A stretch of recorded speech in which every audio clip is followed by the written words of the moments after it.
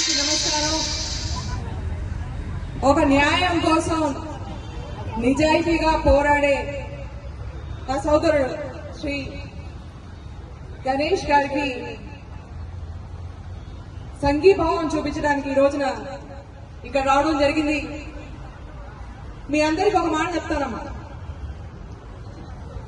ధైర్యంగా దమ్ముండి అన్యాయం అయితే పోరాడేవాళ్ళు చాలా తక్కువ మంది మిగిలారు. దాంట్లో మన ఎమ్మెల్యే గారు ఒకరు. ఇది మన అదృష్టం.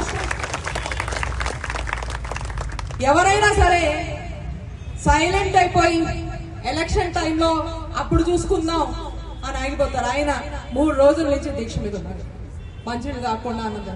ఇది ఈయన ఏమంటారు, ఇంగ్లీష్ లో దీన్ని డెడికేషన్ అంటారు.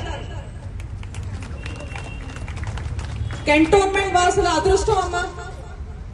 4 లక్షల మంది అస్తిత్వం కోసం, ఆత్మ గౌరవం కోసం, మీ ఉనికి కోసం పోరాటం చేసే సమయం ఇది. బీజేపీ పాలనకి కాంగ్రెస్ పాలనకి డిఫరెన్స్ ఏమిటి అని చూపించే సమయం ఇది. మొత్తం హైదరాబాద్, మొత్తం తెలంగాణ ఒక ఊపులో పెరుగుతూ ఉంటే, అభివృద్ధి చెందుతూ ఉంటే, కంటోన్మెంట్ మటుకు వెనకబడిపోయి ఉంది. ఎందుకు మరి? వికసిత్ భారత్ అని, అభివృద్ధి చెందిన భారత్ అని మోదీ గారు ప్రతి చోట వెళ్లి చాడి చెప్తూ ఉంటారు. ఇక్కడ రమ్మనండి దమ్ముంటే. मोदी जी अगर हिम्मत है तो कैंटोनमेंट में आके बात करिए विकास के बारे में, विकसित भारत के बारे में यहां आके बात करिए. आपके एमपी जो बीजेपी से आपके एमपी हैं, उनसे हम सवाल करते हैं कि क्यों कैंटोनमेंट इतना पिछड़ा हुआ है जब बाकी हैदराबाद कितना डेवलप हो रहा है. 1000 కోట్ల కంటే ఎక్కువ నిధులు కంటోన్మెంట్ కి రావాల్సినవి రాలే.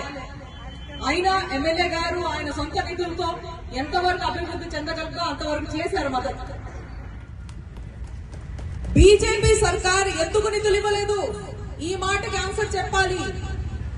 ఇక్కడి నుంచి గెలిచి వెళ్లి అస్సలు ముక్కు మీద వెళ్ళి మాట్లాడకుండా కూర్చున్న ఎంపీని ఈ మాటకి జవాబు చెప్పాలి బీజేపీ.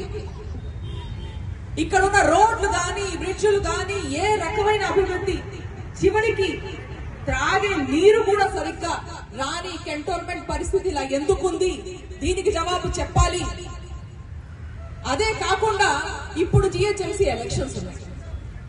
మీ అందరికి ఓటు హక్కు ఉంది కదా. మరి ఈ జిహెచ్ఎంసీ ఎలక్షన్ లో మీకు కావాల్సిన వాళ్ళని ఎన్నుకునే హక్కు మీకు ఎందుకు లేదమ్మా? 5 రోజుల క్రితం మళ్ళీ ఇంకో సంవత్సరానికి బోర్డుని ఎక్స్టెండ్ చేయడం జరిగింది. అందుకనే మీకు ఈ హక్కు బీజేపీ సర్కార్ తీసేసుకుంది. ఇప్పుడు మీకు ఆ హక్కు లేదు. మేము అడిగేది, అడిగేది ఏంటి? కంటోన్మెంట్ ని జిహెచ్ఎంసీలో కలిపి ఈ అభివృద్ధి పథకం మీద ఎక్కడైతే మన మొత్తం తెలంగాణని రేవంత్ అన్న సర్కార్ ముందుకు తీసుకెళ్తుందో దాంట్లో మీరు కూడా పాల్గొనాలి అని డిమాండ్ చేస్తున్నారు.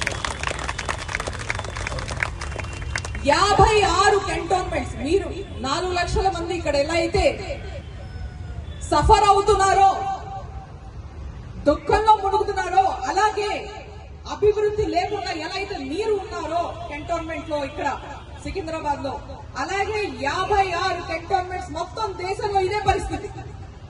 లక్షలాది కోట్లాది మంది బీజేపీ కుపరిపాలన మూలంగా సఫర్ అవుతున్నారు. వాళ్ళందరి విషయం, మీ విషయం ఢిల్లీ దాకా తీసుకెళ్లే అవసరం ఉంది. ఈ రోజున శ్రీ గణేశనతో అలాగే మీ అందరితో కూడా విజ్ఞప్తి చేస్తున్నా,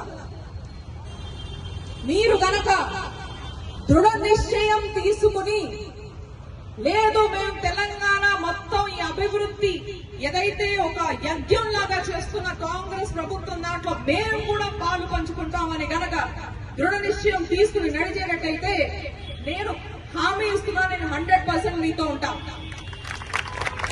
అదే కాకుండా ఈ ఉద్యమాన్ని ఇక్కడే ఆపకుండా